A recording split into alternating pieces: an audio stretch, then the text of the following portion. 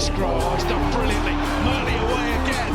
What a game we're watching tonight. Lovely offloads power. That's brilliant out the tackle, isn't it? Attack with the ball. Nick Davis finding himself sitting out the back, and Hobson's through. Hobson. Oh, Hobson. Green. Waghorn. Oof. Bumping through Rag. Little bit of wind. That'll do it. De Glanville is short, and over the top they go. And Will Barr is then held up over the line. Extraordinary. How did he not score? Did the green stop him or the post? Hayden Murley. And the flying Tyrone Green. Upside down. Hello and welcome to Everything's Fine, probably your weekly antidote to bad news. So I need to be upfront about this week's episode. If you're not interested in rugby, and specifically in Harlequins, this one might not be for you. But don't worry, be back to normal next week. Regular listeners will know we featured Quins on the podcast a few times now. We've talked about wellbeing benefits associated with being a fan of a sports team. We've talked about Quins Pride, the only LGBT plus supporters group in world rugby. And we've even recorded an episode at the Stoop when we beat Saracens earlier this season. Now, sadly, there hasn't been a huge amount to get excited about since, as Quins have endured a pretty miserable season. On the eve of the Premiership final, which we were never even close to qualifying for, we're going to review the 2024-25 season today, both the lows and the occasional highs. And in true Everything's Fine probably style, we're going to look at why things may not be as bad as they feel right now. Stu's with me, and we're joined again today by Will Humphreys of Quinssa, the Quins Supporters Association. Welcome, gentlemen. Thank you so much for having me on, Jim. It's great to be on again. Yeah, good to see you, Will. You too, Stu. Good to see you as well, mate. So let's dive in. And really one of the things I wanted to explore a bit today is what are Quins actually becoming at the end of this? My contention is that 25-26 season wasn't necessarily the problem, it was maybe a symptom of problems. We've had no men's playoffs since 2022, we've had coaching upheaval, we've had major rugby department restructure, I'm seeing growing supporter frustration, and the club leadership have publicly acknowledged that performances are unacceptable. So what are we looking at here? One bad season or 4 years of gradual decline? So I'm going to be very honest with you, Jim, and I'm probably going to be getting lynched for what I'm about to say by my fellow Quins fans, especially when I post this, when this gets probably posted on the Harlequins Rugby Fans Facebook group that I help moderate. I've been supporting Harlequins since we won the European Shield back in 2001. You know, that's coming up to 25 years ago. What am I? I'm 33 now. So yeah, basically since I was about 7 or 8, I've supported this club. Been through the highs, been through the lows. I was there when we got relegated. I was there when we got promoted again. Bloodgate, the redemption of Bloodgate, obviously with winning the European trophies and our first league title. Ups, downs, ups, downs. Absolutely. I'm going to be very honest here. Harlequins, other than the occasional flashes of brilliance, have really always been a mid club. Let's be honest here. If you take the average if you actually take the average standing for Harlequins since basically let's say since I've been supporting them, we've always been a mid professional era. Yeah, basically since the professional era, we've always been a mid-level club. Now we are very lucky with the ownership team that we have with Charles Gillings and Duncan Saville. These guys are, they've put so much money into it. They've kept us afloat. So I don't want to sit here and just bash the owners who've been with us since the beginning, but we've been known as the Dandy Dans of London for many years. The Dandy Dans of rugby. We play fast, expansive approach. We don't really like physicality. We're just there almost for a laugh, And that's kind of unfortunately been that is really the way that Harlequins have been. So when people talk today about how terrible it is and bad, this is not the worst season we've ever had. I would say, like I said, we didn't get relegated. We still ended up second from bottom. We weren't, even though there is no relegation, we weren't in the relegation zone at all this year. We were at least better than Newcastle Falcons. And let's be fair, we won more games than Gloucester and Sale, two teams that finished above us. Exactly. So this is not the worst. When people get a little bit, maybe if you're a bit of a newer fan, you might feel this is the worst thing you've ever seen, Quins.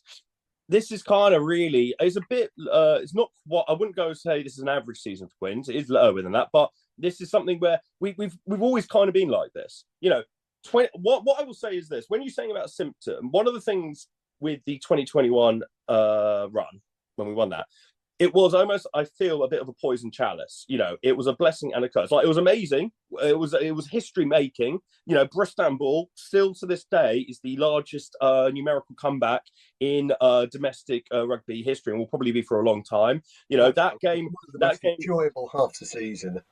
Exactly. I've ever had. That final with only 10,000 people there because of COVID, I was one of the lucky few to actually be there, was still considered, and it really is considered to be the greatest ever final in Prem rugby history. So don't get me wrong, as much as that was amazing, it unfortunately set the expectations with the fan base where, right, this is going to be us always. We are always going to be doing this. And then when Tabai Matson, let's say, didn't get us through to a final, and then we started moaning, we got rid of him. It kind of what's happened is that we've been very mediocre across most of the season with occasional flash brilliance, you know, 2012, 2021. And unfortunately that's what we got to do. What I'm saying right now is we have to temper expectations, and things do not get changed overnight. And you are absolutely right that there are changes that do have to be made. Obviously there are some people who'd argue that those changes mean that people have to lose their jobs, this and that. I'm not quite too sure about where I stand with that. I understand both sides of the story, where what people were saying about that. You know, let's take, for example, Harlequins CEO Laurie Dalrymple. You know, we brought Laurie in from Wolverhampton Wanderers when they were mid-table Premier League and everything. He's brought in. If you actually look at what he's done on the financial side of stuff, he's done some amazing things in terms of financial growth and this and that. But of course, it hasn't translated into how we play on the pitch. And an argument can be made, if we're not playing well on the pitch, the product's not good on the pitch, then why would people care about the product off the pitch? So it is a very hard one. There are changes being made. I think the changes we are doing right now, I think they are the right things. I have been made privy to sort of like some of the internal changes, like the internal structuring about what people focus on within that. So there is some good stuff, I feel, for the future there, Jim. But anything you can share with us, Will? Yeah, no, there is. I mean, it is. I'm just trying to bring it up here. Actually, there is been.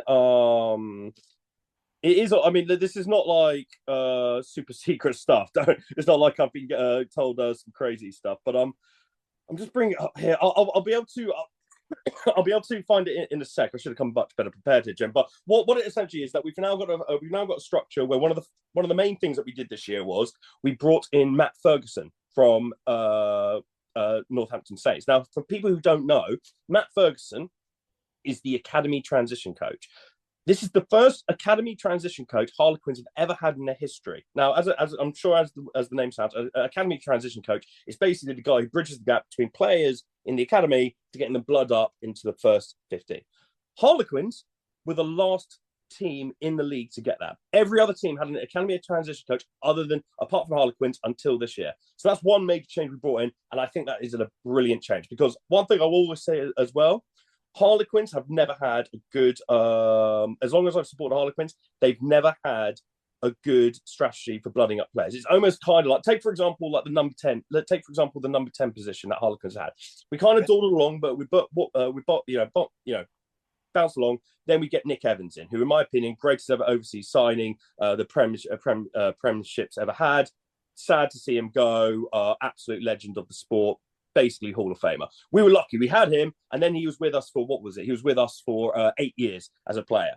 Then, not long after we get rid of him, not long after he retires, we're then sort of bouncing around. We were meant to get Danny Cipriani. We ended up getting a guy called Dimitri Kaptakillis, but then by a shot, by some sort of absolute craziness, he gets a very awful injury in his throat. But guess what? We have this young 18-year-old kid called Marcus Smith, who's just bounced onto the scene. And what happens? He just gets right into there. So that just shows we don't have, like, name me, like, for example, everyone can remember who was the number 10 when we won the league in 2012.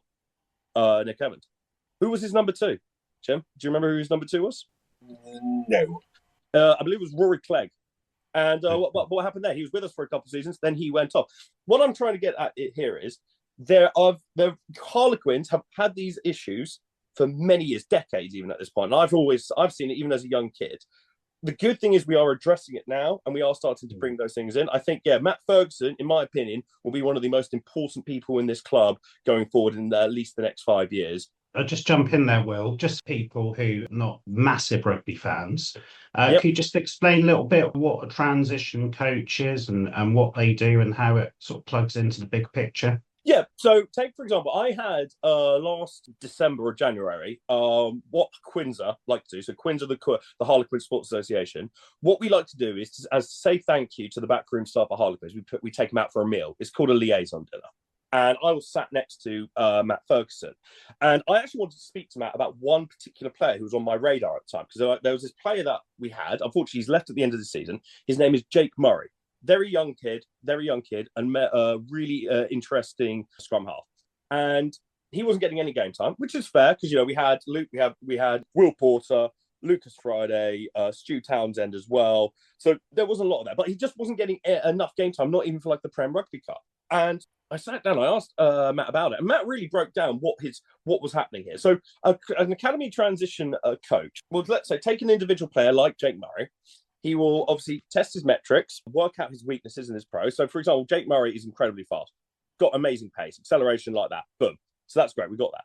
Something that Jake Murray could improve upon, and I think Jake, if he obviously probably won't be listening to this, but if he was listening to this, I'm sure he'd agree with this, is box kicking. So what happens is that Matt creates a specialised and individual performance regime for Jake to improve upon, to basically upskill him.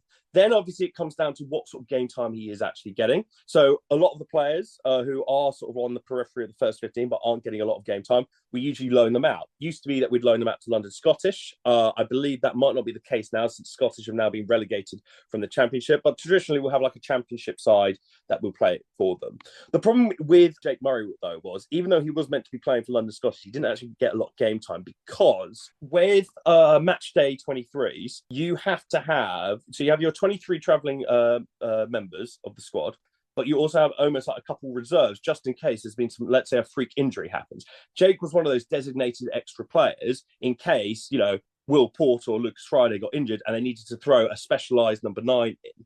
So it's things like this that what Matt would do is he would recognise this and say, right, to get Jake from here, where he's really good, sort of like doing good stuff off bench for like Prem Rugby games, to at least getting him off the bench for Prem games, league games, or even possibly starting if needed. These are the 3 main or 4 main things we have to improve upon. Does that make sense, Stu? Yeah, that makes sense, Will. So that sort of backs your point up earlier, doesn't it? When you said to Jim, he was number 2 over those years, no one knew. So I guess the sort of transition coach will ensure that there's competition for places, and then someone younger coming up and competing, but also getting that game time and experience, so they are ready to jump in rather than not be ready, and so on. So I think from what you said, it does sound like a really, really important position within the club. And if Harlequins haven't had that necessarily in the past, perhaps that's why they've been maybe at a disadvantage compared to other clubs. That's kind of how I'm reading it. And we've seen it again this season in terms of departures of people like Jamie Benson. We saw it last season with Nathan Jabulu. So it is a trend. One player I do just want to talk about, who you've already mentioned, Will, who did break through, was Marcus. I wonder if Quins don't have a bit of a problem with Marcus. Not with Marcus as a player. Marcus is a phenomenal player. But we seem to be very, very dependent on him. And right now we have no backup for him at 10. Jared Evanson and Jamie Benson are both gone, which puts the squad dangerously reliant on him. But we also seem like we're not really building a team around him that allows him to play to his strengths either. I think this has been a sign of this season, where he played him at 15 a couple of times, like Borthwick's doing for England. He didn't start the season particularly well. He finished it very well. And I think one of the reasons for that was maybe the emergence of Bryn Bradley. Yeah, so with Marcus, you've got to remember there's quite a few factors that go into play. Now, officially, even though Marcus is on a central contract with the RFU, so this is what Will Kelleher, the senior Times rugby correspondent for the Sunday Times, explained. The rumours are Marcus is on roughly close to £900,000 a year from Harlequins.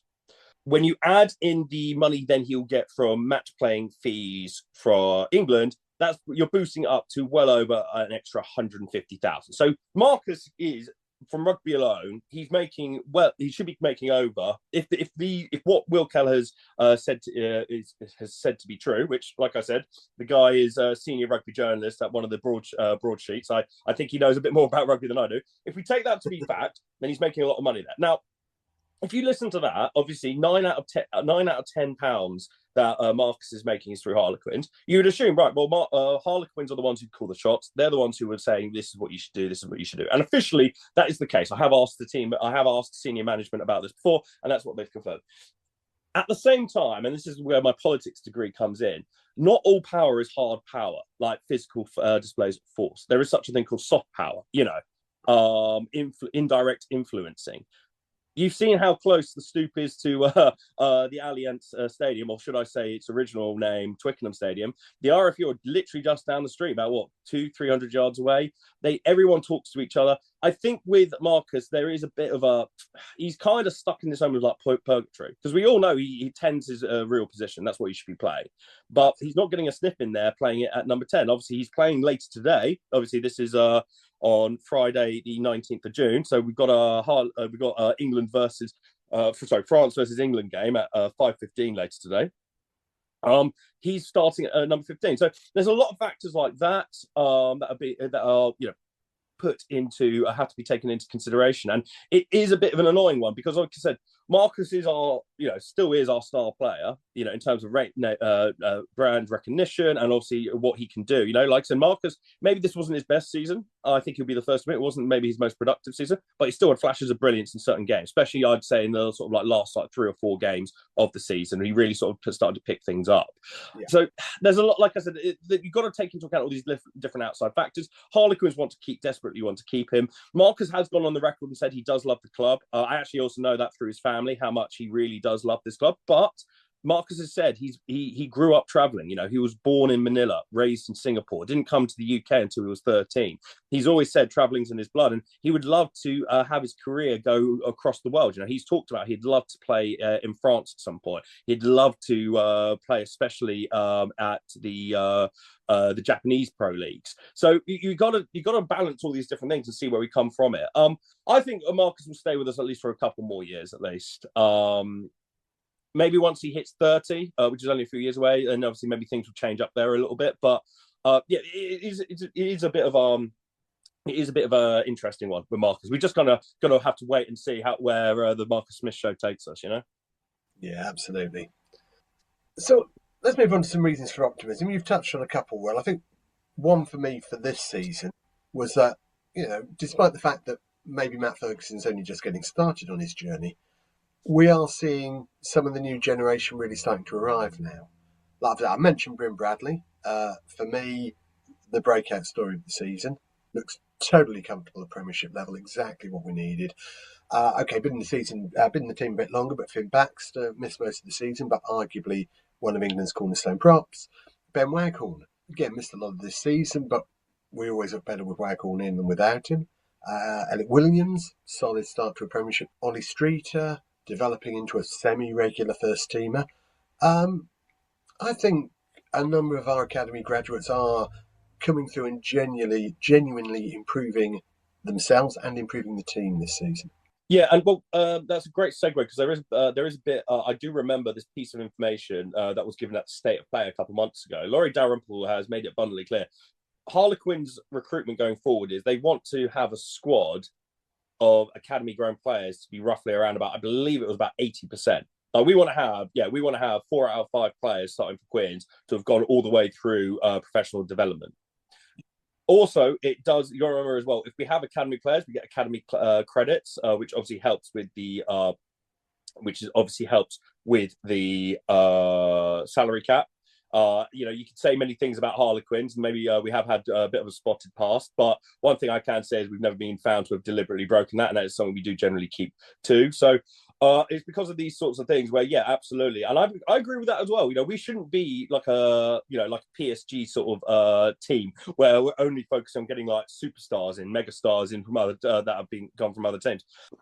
We need to hold on to these players as much as possible, and I think having Matt in there will obviously help. because I think these players now have something to believe in, because I think Matt can.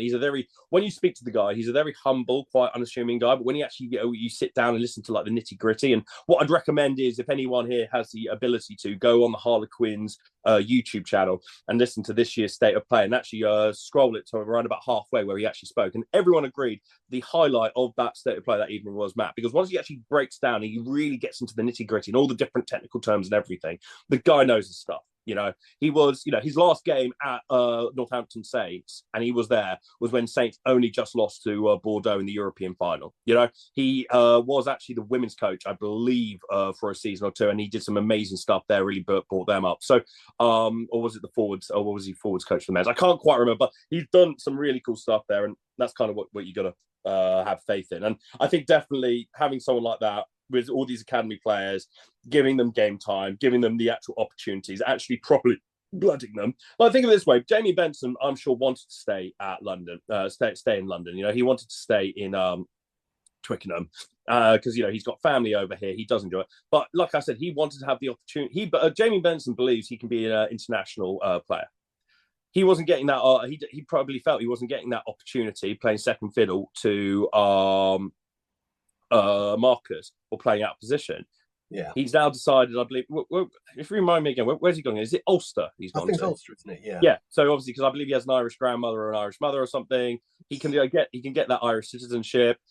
Pendergrass, let's be honest here, isn't Johnny Sexton. So Crowley as well has still got his things. So he sees an opportunity there. So I can't blame him for leaving. I really can't. And I do wish him all the best. I wish every player who leaves all the best. I will never wish harm or, wish for someone's playing career to succeed, because it's so short. They only have a limited amount of time, and you've got to take that into account. And, obviously, I'm sure if you can get a bit of extra money as well, good for him. But like I said, a lot of these players, they don't do it.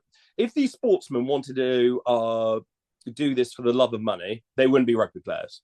They got the athletic builds. They could do other stuff. Some of them, I'm sure, would have been good enough to get into football. Some of them would have been good enough to maybe go get into tennis or something like that. So I think that's what some fans have to realise with them, that a lot of these guys are doing it for the love of the game, but also for trying to be the best possible rugby player they can be. What does it mean to be a Harlequin? What does it mean when we say come all within? Is it the heritage, the history, the legends who have gone before? Or is it the present, those playing now, laying down the law? Is it our colour, our characters, our passion, or our pace? Is it our resilience, always in the race? Is it our song, and when we are singing as one? Is it our motto, that we will never sleep, or that special memory you will always keep? Is it the way Harlequins are changing the game, pushing the boundaries and spreading our name? Or our mission to change lives through the power of sport, incredible work into which we have brought. This is what it means to be a Harlequin. One team, one club, come all within.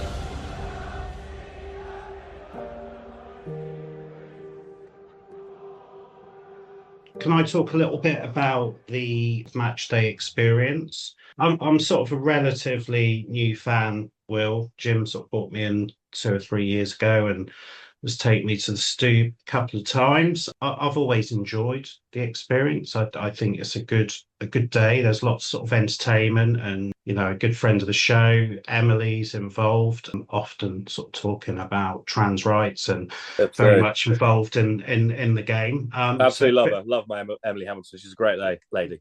Yeah, so every time I've been, I've really enjoyed it, regardless of the result. Obviously, last year we went to Tottenham Hotspurs and saw the Quins beat Saracens, so I had a good experience there. This year we went to the game on the 20th of December at Twickenham, where we lost 40-14 to the Bears. But in the afternoon, the women's game was really good, and they won 38-12, and we saw some great tries. And actually, I thought the experience was amazing. Like, Groove and Marder were there. They had this big firework display. It was very dramatic. And then obviously the team came out and flopped. But the ultimate, and it was really cold that day as well.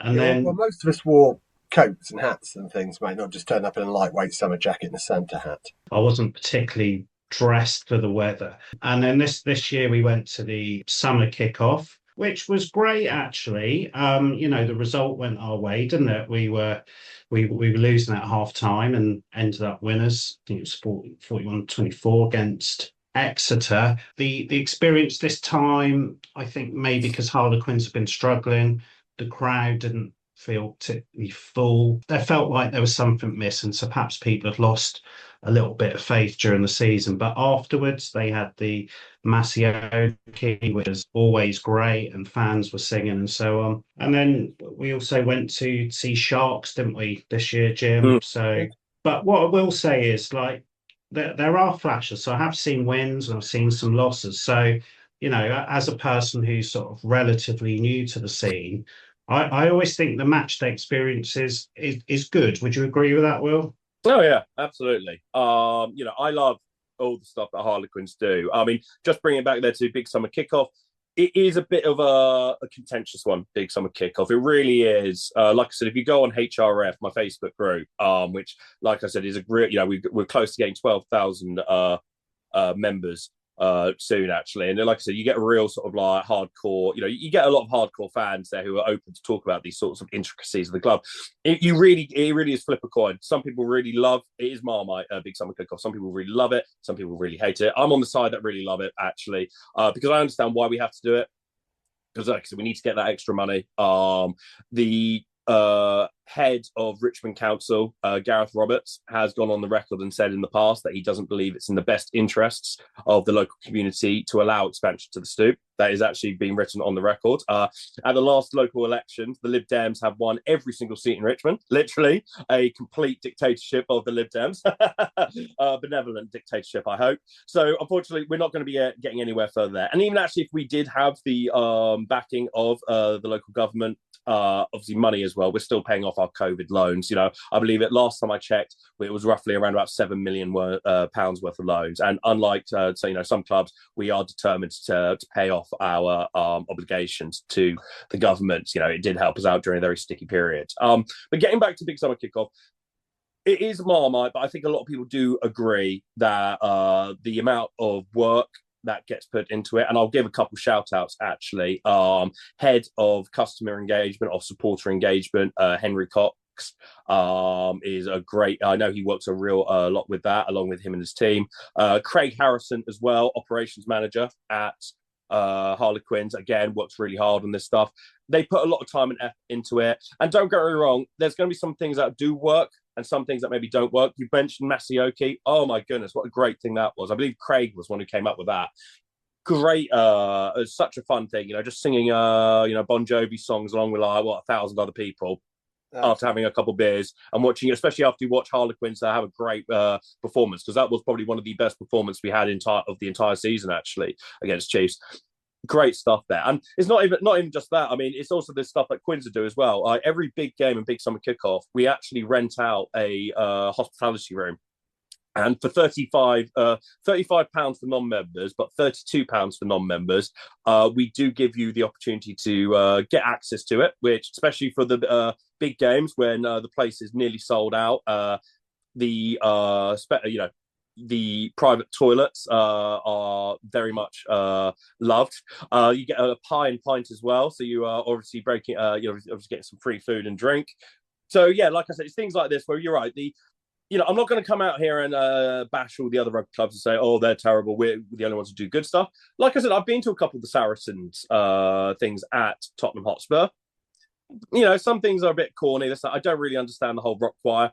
It's a bit, especially as well, because what happens is the rock choir come for that first half, they wait, they then sing, and then what happens is a lot of them don't care about rugby and they then leave. So then for the second half, you see all these big spots of big gaps, especially as well when they have the kids, because all the parents are waiting there for the kids to do their little performance, they video it, and then they go off. So some things there don't work, but at least they're trying. And in actual fact, one thing I will say is, as the league in general, it is good to see that they have taken inspiration from the big game with, Bristol Bears doing the big day out, where obviously Harlequins were able to get a great victory there on the road in Cardiff. I didn't go to that, unfortunately. I can't remember what I was doing. I had something on at that time, but my friends went to it and they did have a good day out. So it's good to see that the league as a whole is evolving and we are trying to up our game, because you're absolutely right.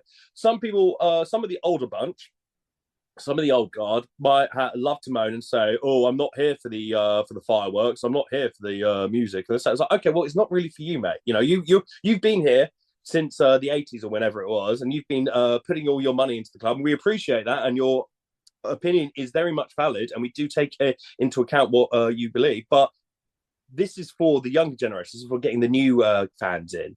I believe Laurie Dalrymple says that the average fan works out what sports team they're going to support by the time they reach 7 or 8. You know, that's usually with football. That's the reason why, you know, a lot of kids follow whoever their dad supports. I support Watford Football Club, not because I'm from Watford. I was born and raised in Sutton, South West London, but because my dad was born and raised in Watford up until like the age of, I think it was 17. And he used to take me to games when I was like 5 or 6. Obviously, rugby's my first love, and obviously dad took me to Quins. That's what my main focus is on there at Quins. But yeah, even now, years later, even though I've probably only spent no more than 3 nights of my entire life in Watford Football Club, I support their football team. And these are the things that the club have got to bring into. And this is where Laurie does really good stuff. It's that sort of thinking that we do need that professional outlook on it in terms of off the field. And that's the good stuff that he's bringing. It's obviously when it comes to the on-field stuff, that's where people want to talk about. I mean, coming back to Big Summer Kickoff, I mean, I see the stuff on your group, Will, and people moaning about it. They don't like another game being moved away from the stoop. Mm. I mean, me and Stu and our friends, we travel from quite a way away.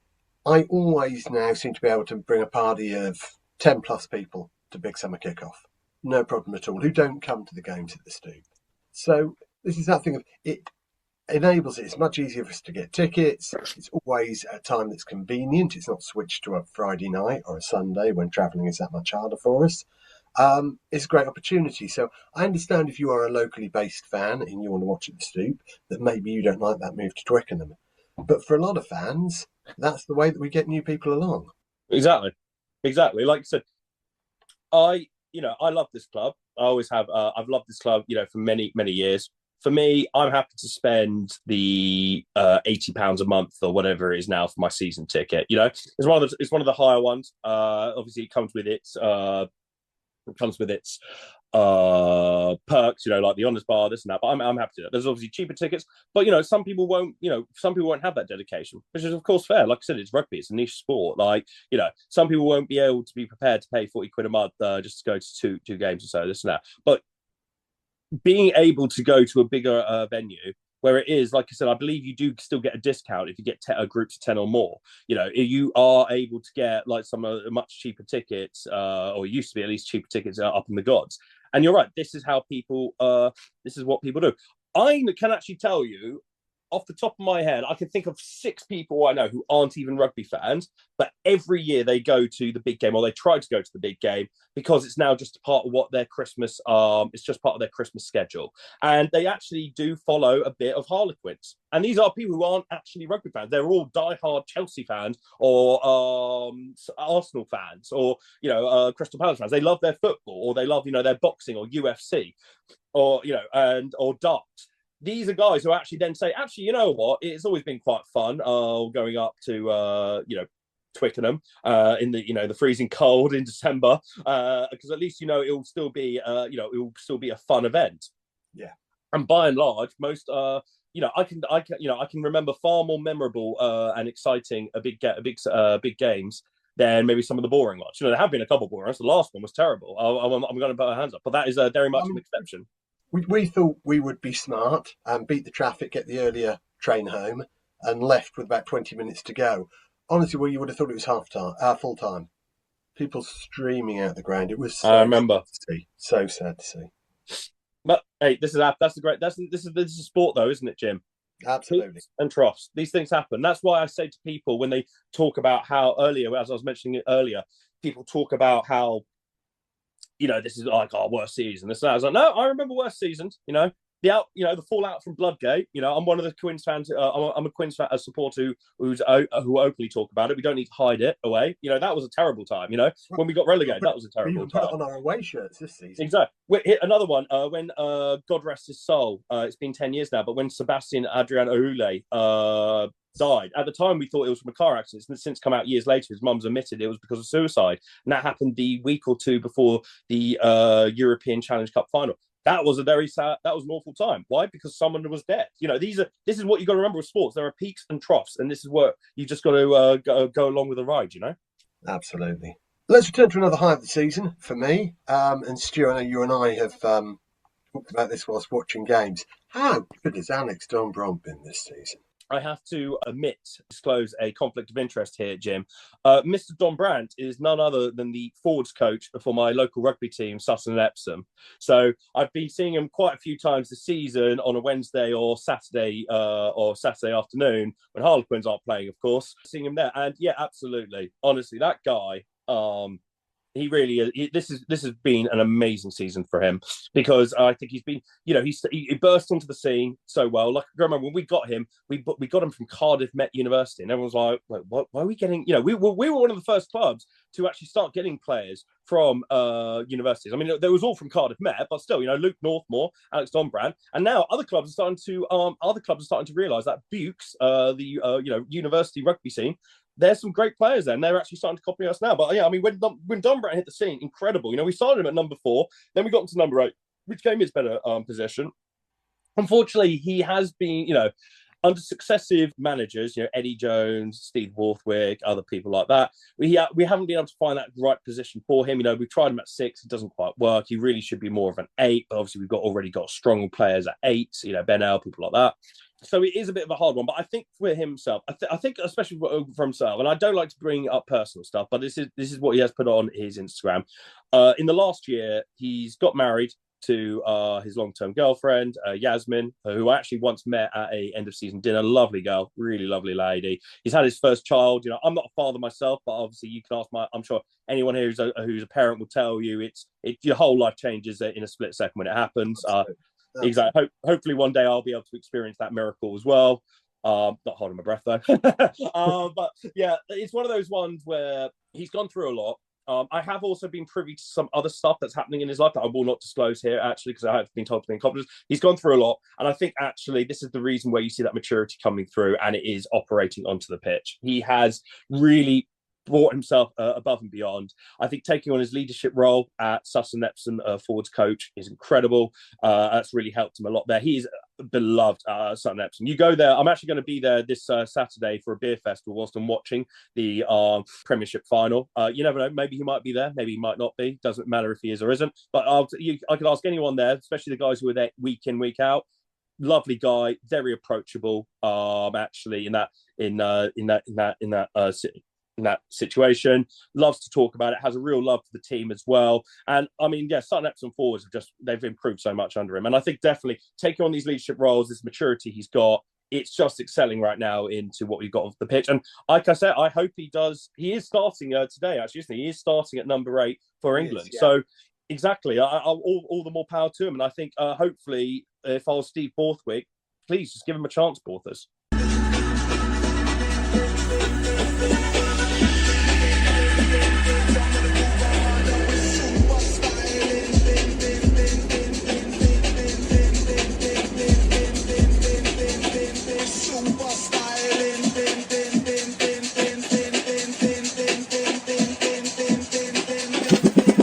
Let's return to the financial position of the club, shall we? So, are we financially healthy? Are we still a little bit fragile? As far as I can understand the situation, and Will, you went to State of Play, we are probably one of the healthiest clubs in rugby, but let's be perfectly honest, we still lose money. So, if I've got my numbers right, we've got revenue of around 30 million, these are around 82 million, negative net assets. So we're still very dependent on owner support, and we're near break-even rather than profitable. So please don't take that as a criticism of the club, because go back a few years and we were losing a lot of money every season. We're now moving an awful lot closer to that. Do we feel we are genuinely secure or simply less vulnerable than everyone else? I'd say less vulnerable than everyone else. Maths was never my strong point at school. I only got a B in it, but Like I said, the numbers don't lie. So like you said there, Jim, is like, don't be offended. It's like, how can I be offended? This is just fact. The numbers don't lie. Facts are facts. We are still very much dependent on Savile and Gillings, and all. Thank you. This is the reason why I will never say a bad word against those men. I've never met them. I know people who have though, but you can't say a bad word because they have put so much into this club. They've stood by the club through so much. Charles Gilling, you got to remember, was the chairman who had to step down after Bloodgate. There is also other stuff. There's also been other things as well. So these are we are very much dependent on them, and this is where Laurie this is where you can say good things about Laurie. Laurie had to make some tough decisions. He increased the season ticket prices on average 18% for the first 2 years, for a year on year for a couple of years. That was a big thing, and I remember, I remember actually when he did one of the last massive increases. There was one old boy who was so upset. He actually wrote an open letter and then posted it on HRF, and he was just saying about how he'd been a supporter since the 1970s, and this was his first year. He wouldn't be able to afford the season ticket. That was a tough decision, and that caused a lot of consternation. But as you've said, okay, we thought we were going to make break even last year, and I think we got a loss of, what was it, 3 million, was it? I can't remember what it was. Something like that, yeah. Yeah, something like that. We are apparently going to be very close to break even, or essentially on break even this year. I think, and one thing I will bring up later is I think there's been a couple of recent controversial decisions which will help secure that. So I think this is what Laurie has brought in. This is the professionals that he has brought in. He's learned from when he was, commercial head of commercial operations at Wolverhampton Wanderers, and then the CEO of Wolverhampton Wanderers. Because let's be honest here, Wolverhampton weren't sort of a top six club.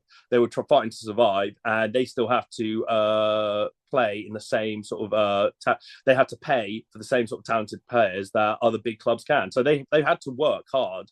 That when he was working there, he had to make, it wasn't all easy. It wasn't like they were just living off the TV money, even though it was a lot of it. They had to be strategic. They had to be smart, and that's why you ask any Wolverhampton Wanderers fan, and there are a couple I know. You see them on Twitter the whole time. Every time Laurie posts something on Twitter, there'll always be a comment under it saying, "We miss you, Laurie. Please come back. Please come back." So I think that's something that fans do have to take into account there. So yeah, like I said, it is. Yeah, we are in a precarious. Getting back to the question, we are in a precarious situation.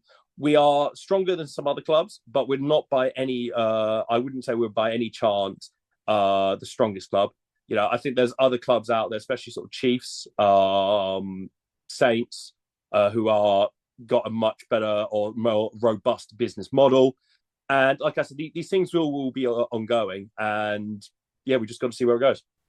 Before Stu came on, well, we'd started chatting about attendances and so on. So, I mean, Stu mentioned we went to the Sales game. I found it genuinely quite shocking how many empty seats there were at that game. And figures that I saw, I can't remember if it started this week or last week, suggest we're about 3,000 seats down, or supporters down on average from the previous season. You're there pretty much every game. What's your experience of it?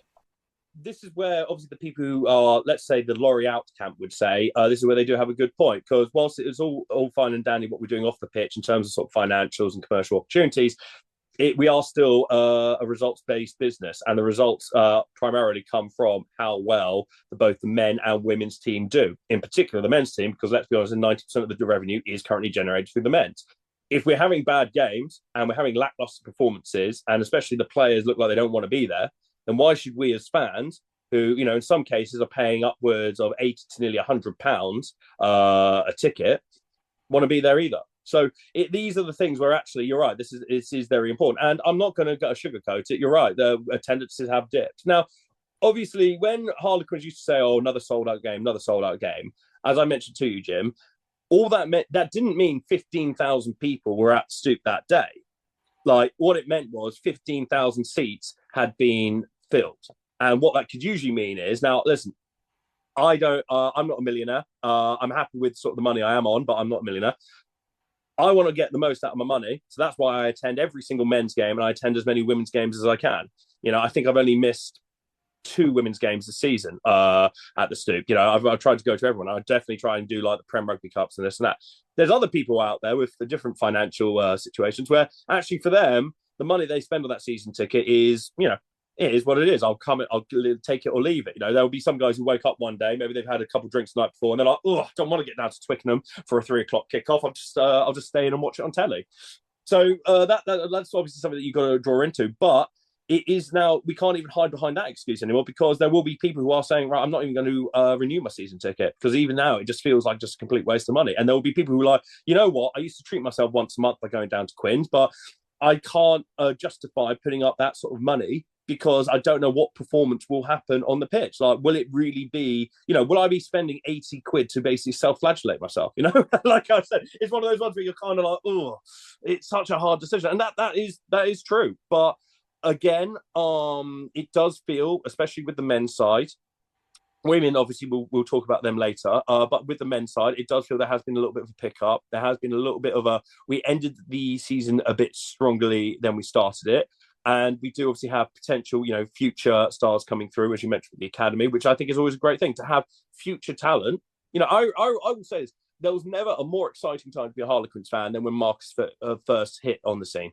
When Marcus first hit on the scene, and he was this 18, 19, 20-year-old wunderkind, and he was running around and he was doing all these crazy kicks and runs and just creating opportunities out of nothing.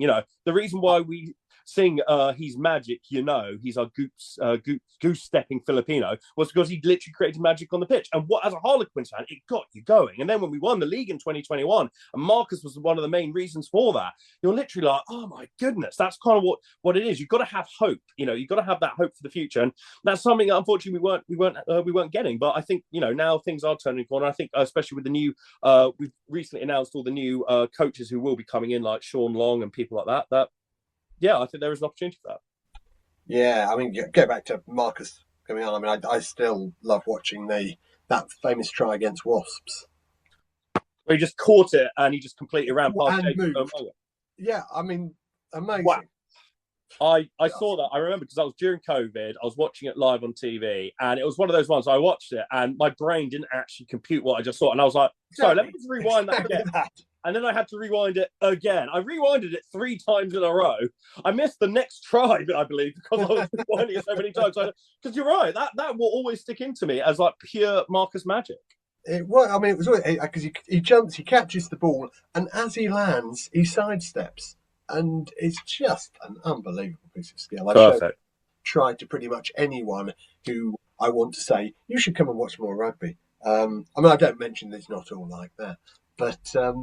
Let's move on to the ladies' game then, shall we? The women, I think it's a really interesting one. I mean, the women's programme's growing. I think it's a bit harder to understand. There's been some really positive stuff. I mean, some great new signings, continued investment, attendance is going up. It's got a growing profile, but a couple of really big negatives there. Obviously, the departure of Ellie Kildare, one of the biggest stars in English rugby. And yet another season where we've missed out on top 4. Yeah. So, listen, I love the women's team. I absolutely love women's rugby in general. If you've never gone, if you're I'm going to say another controversial thing here, Jim, and this will again probably get me some daggers thrown at me, especially online. Are you trying to get yourself cancelled, Will? Yeah, I'm trying to get myself cancelled. Don't take us with you. So I'm too bored with life, Jim. I need a little bit of excitement in my life. So yeah, I'm going to say this right now. I struggle. When people say that they are a true fan of Harlequins, but they never attend a single women's game or even follow it or even keep up with it, I struggle to believe that you truly are a true Harlequins fan, because the women's team are here, and yeah, they haven't been around as long as the men's team. And it's a whole new set of players that you have to learn their names and learn their personalities and who they are. But honestly, you please, if there's one thing if anyone who's listening today learns from this podcast, give the women's team a chance, because actually, I will tell you this right now. One of the things that was keeping me going throughout the season was at least I knew that the men's might have a terrible game, but chances are the women would have a better game. Like I said, we ended up 5th. We only just missed out on top 4. If we'd had 2 more games, I believe, gone our way, and there were 2 close games where it could have gone our way, so it was a bit unlucky there. we would have been in, we would have been in the playoffs there, and I think definitely we had a chance. We could have got to the final. I don't know if we would have won it, but I think we could have had that chance. We had the talent, and we had it. We had all that stuff come in. It really is women's rugby. Like I said, I love it because it is actually different to men's rugby in the sense that it reminds me of men's rugby in the 90s, which I loved. I know exactly what you mean, because whilst the physicality isn't there, I'd say compared to the men's, because as the men, people talk about the NFL or the American footballization of rugby, where now we just focus on getting the biggest massive lump just to smash through, which, don't get me wrong, that's what Andre Esterhazy was for us, and it worked really well. So absolutely, we do need those players. But guess what? With women's rugby, because naturally, and this is just natural genetics, this is nothing controversial here, women don't have the same sort of muscle mass, bone density, lung capacity. They have to change it. So what will happen is now, if let's say if women's rugby are playing a match, let's say women's versus Saracens, and Harlequins women versus Saracens women, and let's say Harlequins women get a penalty, but they've got a penalty like right on the touchline, like that awkward angle about 30 meters out, which is really hard to get. Now, usually the men's team will just go, let's try and kick that, we'll try and kick for goal. Don't get me wrong, there are some women players who can get that kick, but there's quite a few who can't for whatever reason. What then happens is, then instead of them trying to kick for goal, they'll actually say, you know what, we'll kick to touch, we'll kick for a line out, and then we'll try and rolling maul it into the try zone. Absolutely. I mean, the Red Roses for 4 years. I'm a forward, I was a forward born and raised, I'm a born and raised forward. I love it when it's a line out. I was a second row. I love it when the lineup's involved and we try and do a rolling maul, or at least we try and set up a ruck, so then I get it out to the players to dot it into the corner. That works for me. That is a strategy which I love and I can get behind. And definitely that's what people need to realise with women's rugby. The skill set is right on par with the men's. There is no difference in the skill set. Ellie Kildunn's handling and passing is up there with any professional men's rugby player today. I will hold that view until the day I die. No, I absolutely agree with you. Incredible. Exactly, and she obviously has great running speed as well. It's just like I said, the physicality is not there. So definitely, that's what I'm saying. Women's rugby is different. It's independent, but like I said, it's like 90s rugby. Obviously, I was a bit too young to quite remember the years of Peter Winterbottom and Will Carling. But like I said, I've heard it from my dad. I've heard it from you. 90s rugby was something else. So this is it. This is what you need to do. And with the women's team, it is really good to know that the club is still supporting it, because it is a loss leader. We are not making money with the women's rugby. I think I don't have this. This is just a theory I have. I don't know if this is fact or not, but obviously Ellie has left quite overnight, and it was quite a bit of a shock. And obviously some people trying to work it all out. There's been discussions about her ADHD with her lateness. That's what the Telegraph reported on. There's also some other parts to do with the club as well. I think there's a to do with her management. There's rumours of that saying they asked for more money. I personally think it could be a whole number of things, but one thing I think could have happened was obviously attendances weren't that good for big summer kickoff and for big game. I think there was loss. I think those were both losses for the club. Maybe there was a bit of cost cutting involved there, where we've had to let go of Ellie and a few other players. Like I said, I'm just speculating at the moment. These are a lot of things you have to take into account. Yeah, I mean, that's possible. But then if you look at the players we've signed, particularly the last two Saracens, true, then they're not going to be on small salaries, are they?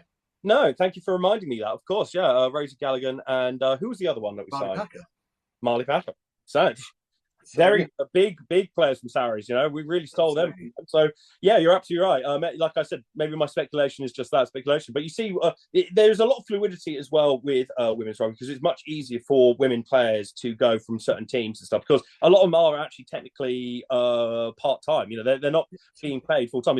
These players, I think they'll be lucky if the average player is getting more than £10,000 a year from the club, and that's one of the lucky ones. Some people will be even lower, especially if you're much younger. So there's a lot of, like I said, there's a lot of our politics and intricacies involved with it, but it's what makes it so exciting. And as I said to you, we finished mid-table here. We didn't finish bottom of the table in the Premiership women's rugby. We finished mid-table, and we could have got in there. So it's definitely a great thing to follow. Absolutely. I mean, we've watched a couple of the women's games this year. Really good entertainment. Really good. Yeah, and especially at the big game at Christmas, the women's game was the highlight, and we saw Ellie score an amazing try, didn't we? So we actually walked away and said that was the highlight of the day. So yeah, Yeah, I'm it's a glad we great had game. that, because without it, it would have been a bit of a miserable day, wouldn't it? So yeah, absolutely. So Quins fans, honestly, get behind the women's team, get yourself down to the stoop, because you'll see some great rugby. The state of play this year I thought was interesting. Few recurring themes from here around stability, academy, sustainable growth, long-term coaching. And it's good to hear at a club level that nobody is trying to pretend that everything's fine, but they're at least saying that they know what's wrong. Do we have the confidence that they do, and that the things that they're doing are the right things? That's the $1 million question, isn't it, Jim? Isn't it? I'm an optimistic guy. I'm very much a glass half full guy. So I would like to say, and maybe I'm a bit biased here because obviously through my role at Quinssa on the committee, I've got to know a lot of the backroom staff very well. I've obviously been name dropping them like crazy today. They're good people at the club. Every person at the club, every backroom member of staff, I hand on heart, I will tell you right now, they believe in this club and they want this. They want nothing but the best for the club. And that's one thing I will say to all fans here, that are all supporters. This is what they believe, and they are trying their best here. So I would say, yeah, I'd say that we have to have faith and we have to keep on going. But time's running out. Things this really does need to, things really need to sort of like pick up here, and they have to pick up soon, because it has to be. If we do want to consider ourselves to be, the club's mission is to become the most admired club in Europe, if not the world. Yes. That's a very big mission statement. That's a big thing. So we want to be more admired than, say, Northampton Saints. We want to be more admired than, say, well, I was going to say Leinster, but no one admires them. Can I just jump in there, Will? What does that mean, most admired? Well, what does that break down to? That is a good question. I remember asking Billy Millard that when he first told us about it at a Harlequins AGM. What he understood from it was to be admired for our playing style, our ethos, our entertaining factor. That's kind of sort of the main things. And he basically said if we can get that all sorted out, that's 90% of the way to actually winning the trophies, winning the European Champions Cup. We're very proud of our Challenge Cup history, but that's the Challenge Cup history. That's only the second cup. We've never, the closest we've ever got to winning the Champions Cup, or what used to be called the Heineken Cup, was when we got to the semi-final against was it Toulouse? Again, we gave them a really good game in that. And if Chandler, could I just share an opinion with you? Well, this may be an unpopular opinion. Chandler Cunningham South. Now, he does a lot of good things, but I don't think I've ever seen a player drop the ball more often. Chandler Cunningham South is a very interesting member of the squad, I will say, in the sense that in terms of raw talent, that guy has the potential to be world leading, like world class, like in terms of like raw talent and especially pure athleticism. That boy's body, obviously have to be careful how I phrase this. That guy's physical prowess is something really to behold. Like if he was born in America, I have absolutely every faith that guy would be a running back or a linebacker for an NFL franchise. If he was, let's say, inclined to more sort of like combat sports, that man would be a world champion boxer or possibly even a UFC champion. He just on terms of sort of that physicality alone. We are very, very blessed that we were able to get him when London Irish went under. That being said, there is obviously things that need to be improved upon, and he does have those, like you said, those sorts of games where he will drop the ball when maybe his head's not in the right game. Now, you've got to remember, there's a reason why clubs like Harlequins pay tens, if not hundreds of thousands of pounds a year for sports psychologists. Because you've got to remember, 90% of sport is basically the mental. It's what's happening up there in the old noggin. I mean, like I said, this is a mental health podcast, so obviously it's something that I think we're all aware of. but yeah, no, he is an interesting one. I feel like as he matures and he gets older, I could see him definitely sort of like he has the ability to be sort of become like a sort of like a Maro Toje for Harlequins in terms of sort of taking a sort of leadership role, taking sort of setting it by example. But you got to remember the kid's really young. He's only what 23. Something like that. Yeah, exactly. He's super young. He's 10 years younger than me. Like, and you wouldn't because obviously he's so tall and big. You kind of naturally assume, oh, he must be in his late 20s, going into early 30s, like my age. But no, he's still got his entire. He's barely started. He's still a baby, or at least an infant in terms of rugby of his rugby playing career. He's still got a lot more to give us, and definitely, I think it is one of those ones where actually, hopefully, getting maybe not Matt Ferguson because he's a transition coach, but maybe getting our new forwards coaches in. Obviously having Bomb work on him. I think this will be, I think there's a lot of potential there. It could be it could end up being wasted potential or lost potential and maybe not get out of what we wanted to get out of him. But I think definitely there is a lot of there's a lot of room there for growth and something that I think we need to believe in.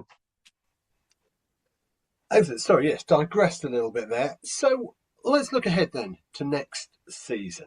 Obviously, some people have finished the season with, shall we say, different levels of optimism for next year. If we were to put it all into one word, what is your one word for next season? How do you feel about it? I know the perfect word for it because it was from my favorite, one of my favorite TV shows of the last 5 years, and it was something that a good friend of mine, William France, who unfortunately, as I'm sure you may have known, as Harlequins fans may know, passed away last December after a brave 15-year battle with cancer at the age of 28. And I'm very happy to say was actually made the first posthumous supporter of the season at this season's end of season dinner. He used to say the same thing, and it's from the great TV show Ted Lasso, and it's quite simply believe. And I think that's what we need to do. We need to believe. We need to believe in the boys. Don't get me wrong. There needs to be results. And if we are not getting those results very quickly into the season, then, yeah, I think people on the Laurie out camp, those calls are only going to get magnified and it could turn into something else. Like I said, there is a particular sect or group of the Harlequins community who, like I said, obviously, I mean, I don't mean this literally. Obviously, I only mean it figuratively. But they've got their pitchforks ready. They've got their pitchforks and burning tiki torches ready. Like there will be people wanting to see real changes if things don't change, and that's what it is. But as I will always say, believe in the club. Believe in the players, especially because these players, if those players on the pitch know that you don't believe in them, they're going to show it in their they're going to show it in how they perform. Those players need the 16th man as much as we need the 15 of them.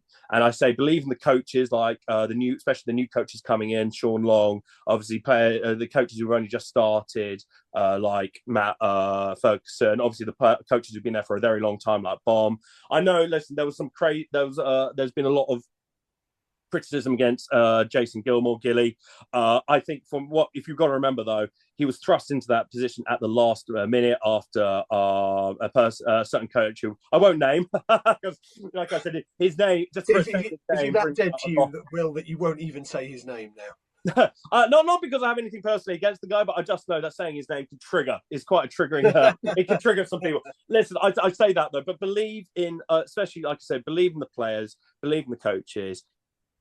Believe in the backroom staff as well, because there is no conspiracy here. The stuff they are doing is because they believe this is the best approach for the club in terms of its financials and its stability.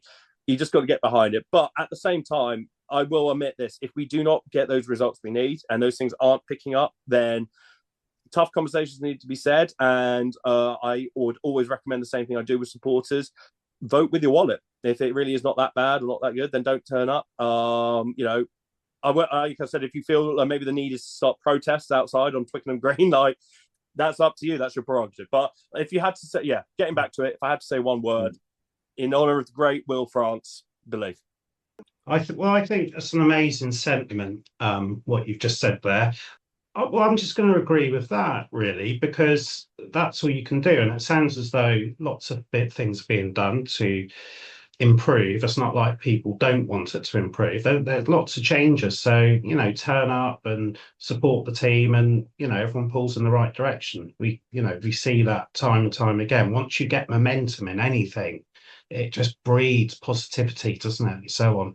And I think when you said about the people who want change, that's always easy to say. But what does that change even look like? Who would they want in? Would they get these people? Would people invest, and so on and so forth? So it's all very well to say what you've got isn't good enough, but you've also got to say, well, this is what we're looking for, rather than just getting people out, because that doesn't achieve anything, does it?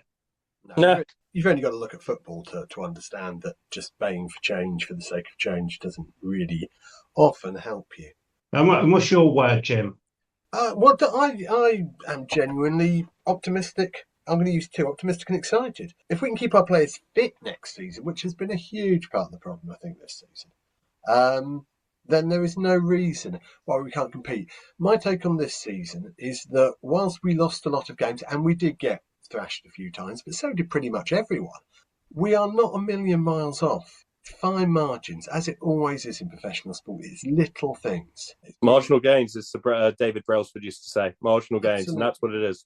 Yeah, just being one better in every department would take us from where we are now. Well, I mean, we could be next season's Exeter Chiefs and finish 9th and then straight up into the playoffs next season. I don't think we're a million miles off that. At the risk of being branded a happy clapper by some of the fans, I don't actually think we're that bad. We had a bad season. I don't think we are actually that bad. Yeah. Like I was going back to what I said at the beginning, we have always been a bit of a mid club, but we do have those occasional flashes of brilliance. And I think you're absolutely right. The difference between, like I said, marginal gains, the difference between sort of that mid-level, mid-table finish and actually getting into that top four and being a championship winning side, it's a tiny difference. It's tiny difference, Jim. And if we can just get, like I said, we just increase it that little bit much. And I do believe, like I said, getting back to it, Matt Ferguson being brought in as an academy transition coach, getting stability in terms of sort of like the coaching squad. That's another thing that one thing Laurie did admit. We messed up getting rid of all these players. We shouldn't have got rid of Tabai Matson so quickly. We were too harsh on Tabai. In actual fact, I'd go as far as to say this. I think the club owe Tabai Matson an apology. I would, if I was the club, I'd at least reach out to him or his family and just to say, not as the mission of guilt where he'd take us to court, because at the end of the day, it is it was a results better driven. But yeah, I think there were mistakes there made. But listen, a mistake is only bad if you don't learn from it. If you learn from those mistakes, and I think that's what's happening now, where we are having these honest to God, insular looks. If we can learn from these mistakes and we can put in place new protocols, which make sure that it'll at least lessen the chances of making those mistakes, then yeah, I think things can happen in a good way.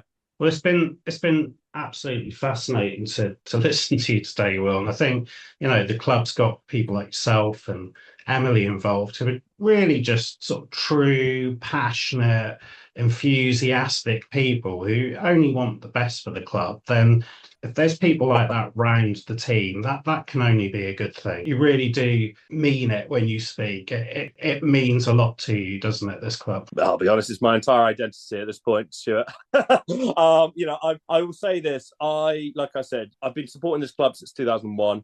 It wasn't really until I went to university in 2011, 2012, which was obviously when Harlequins first won the league, that my love for the club really created it. And I'll tell you, the reason for that wasn't because we were winning the league and this and that. I wasn't a glory hunter. It was because I was missing home. You move over to Portsmouth University, you're over an hour away from your house and this and that. You got new friends. You cling on to those things. And one of the things I clinged on to was my rugby and my love of rugby and what Harlequins was. And since then, especially since post-COVID, I have so many friends, like actual lifelong friends. I've been to 2 weddings, one as best man, another one as an invited guest in the last year, because of my Quins family, basically, who I love so much and so dearly, who've had my back, who've always supported me. There's a good group of 10 or 12 people and who I know have my back if I need to ring them up and speak to them about something. How many men in their early 30s say I've got 10 people who've got my back? There's a reason why, and obviously bringing back to mental health, because this is a mental health podcast, there is a reason why the biggest killer of men under the age of 45 is suicide. And a lot of that comes down to loneliness. And I've been there, I've been always very honest about my mental health and the issues I've had. A couple of years ago, I went through a very bad state of it when I was made unemployed. Unfortunately, some bad news is I'm going to be made redundant again today, but I'm not as scared this time because I know I'm not alone in this. And a lot of that comes down to the lifelong friendships I've made at Harlequins and the people who I genuinely love and got. And that's something that you've always got to remember, that you're not alone in all this. You've got help. And we all I'll tell you this another thing about the community. We look after each other. We do. We especially if you are part of the regular people who like to do the away travels, especially when we do our European games. I'll tell you the one thing right now, Stuart and Jim, if you have the opportunity to, go do a European away day. I hate to say it, but actually one of the positives this year was that we got ninth, because that means we'll now be in the Challenge Cup, because no one wants to go back to Leinster again and lose 63-0.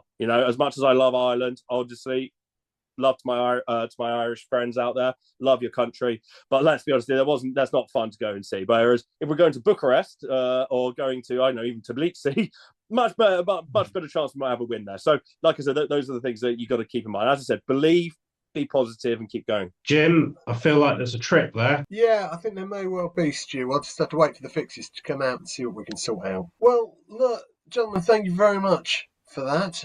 I think that's probably about it for this week.